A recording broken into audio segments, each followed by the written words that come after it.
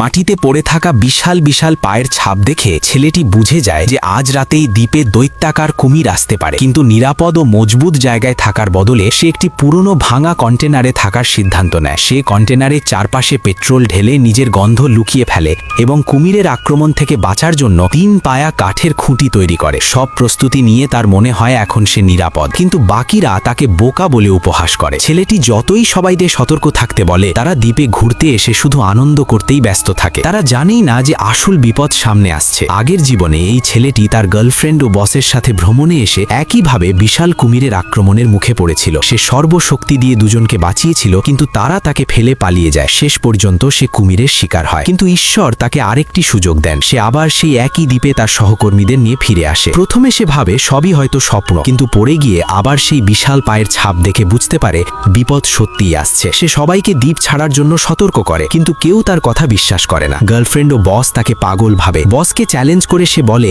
এই পায়ের ছাপই প্রমাণ যে বিপদ খুব কাছেই। তবুও কেউ শোনে না। অবশেষে ছেলেটি একাই কন্টেনারে থাকার সিদ্ধান্ত নেয়, কারণ সে জানে এবার আসা ঝড় আগের চেয়ে ভয়ঙ্কর হবে। সে 2 বালতি পেট্রোল ঢেলে চারপাশ ঘিরে ফেলে এবং শক্ত কাঠের খুঁটি তৈরি করে। তার বিশ্বাস এবার সে বাঁচবে। কিন্তু রাত নামার পরও বাকিরা বিপদের গুরুত্ব বোঝে না। গার্লফ্রেন্ড ও বস নিজেদের আনন্দে ব্যস্ত থাকে, আতশবাজি জ্বালায়, রোমান্স করে। ছেলেটি ছুটে গিয়ে আতশবাজি নিভিয়ে দেয় এবং সতর্ক করে এতে কুমির আকৃষ্ট হতে পারে। হঠাৎ তীব্র বজ্রপাত হয়, ভয়ে মেয়েটি পড়ে যায়। ছেলেটি সর্বশক্তি দিয়ে তাকে কন্টেনারে পৌঁছে দেয়। 3 জন আতঙ্কিত হয়ে বাইরে তাকায়, অথচ বাকিরা এখনো পানিতে খেলছে, হাসছে, প্রেমে মগ্ন। ঠিক তখনই কুমির তাদের খুব কাছে চলে আসে, আর সবাই বুঝতে পারে বিপদ সত্যি এসে গেছে।